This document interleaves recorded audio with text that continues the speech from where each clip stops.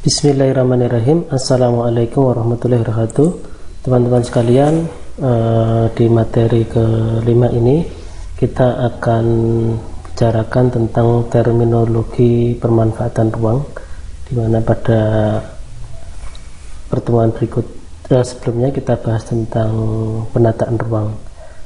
Untuk bisa lebih mengetahui beberapa jenis-jenis ruang yang ada di dalam sebuah penataan ruang, khususnya di ruang wilayah. Jadi penataan ruang atau ruang lingkup pedoman ini mencakup ketentuan di dalam pemanfaatan ruang di kawasan lindung, kawasan budidaya yang berlokasi di perkotaan dengan ketentuan teknis yang meliputi karakteristik, kriteria pengelolaan, pengembangan kelembagaan serta peran masyarakat. Pemanfaatan ruang lingkup mencakup ada kawasan gambut, kawasan sepadan sungai, kawasan ruang berhutan bakau, kawasan rawan bencana dan sebagainya. Yang akan kita lihat apa itu jenis-jenis daripada sebuah kawasan. Yang pertama, kawasan budidaya.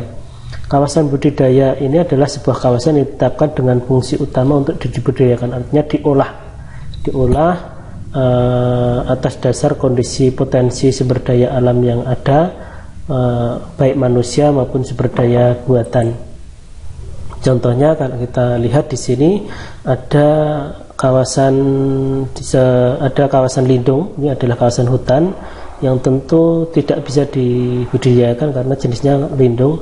Sedangkan di sekitar hutan ini adalah kawasan pertanian yang merupakan kawasan budidaya yang bagi masyarakat atau warga negara bisa membudidayakan menjadi tanaman-tanaman yang sesuai dengan kawasan sekitar.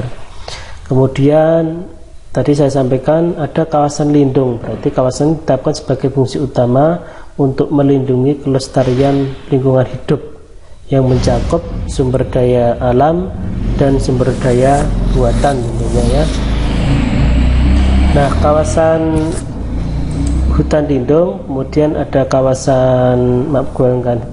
kawasan perkotaan adalah kawasan yang memiliki kegiatan utama bukan pertanian tentunya, dengan susunan fungsi kawasan sebagai tempat permukiman, perkotaan, pemusatan, dan distribusi pelayanan jasa pemerintahan,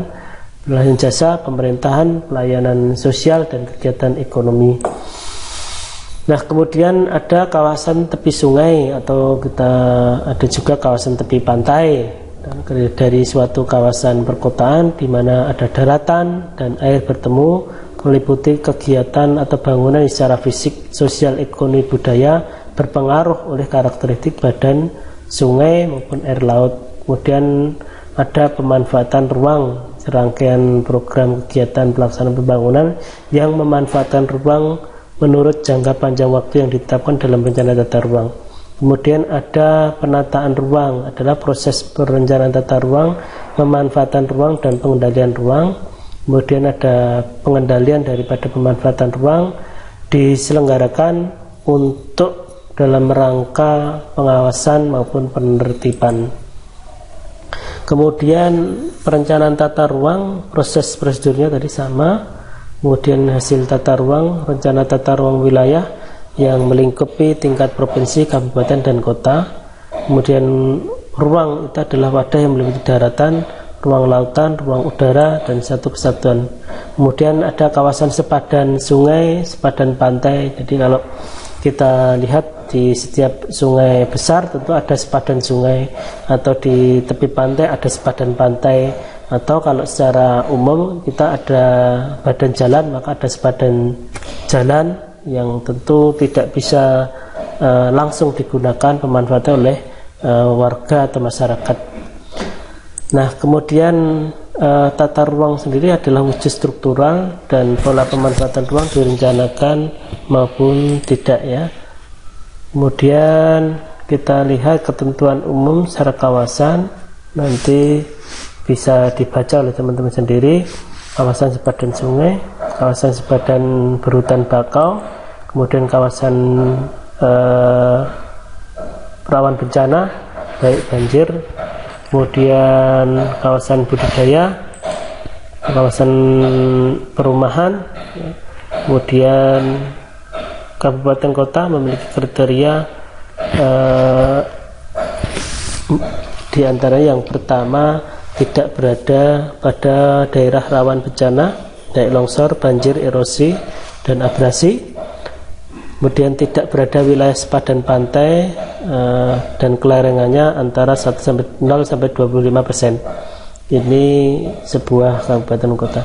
Prasarana air bersih, jadi ketentuannya pengambilan air bako diutamakan dari air permukaan, ya, jadi bukan air dalam sebetulnya, jadi air permukaan karena dia akan infiltrasinya langsung, ya, dan kemudian bisa dimanfaatkan, kemudian terjadi infiltrasi dari air hujan. Nah, sedangkan yang kedua kebutuhan air rata-rata 10 liter per orang per hari, ya. Kemudian kapasitas minimum sambungan rumahnya 60 liter per orang per hari dengan sambungan keran 30 liter per orang per hari. Drainase nanti teman-teman bisa dibaca sendiri kriteria yang harus diperhatikan dalam drainase. Ini contoh beberapa pengolahan sampah, ya, yang ada di dalam lingkungan masyarakat. Kemudian jaringan jalan, ya, tentu ini kelemahannya apa teman-teman? Ini tidak memiliki drainase dan pagarnya agak berdekatan.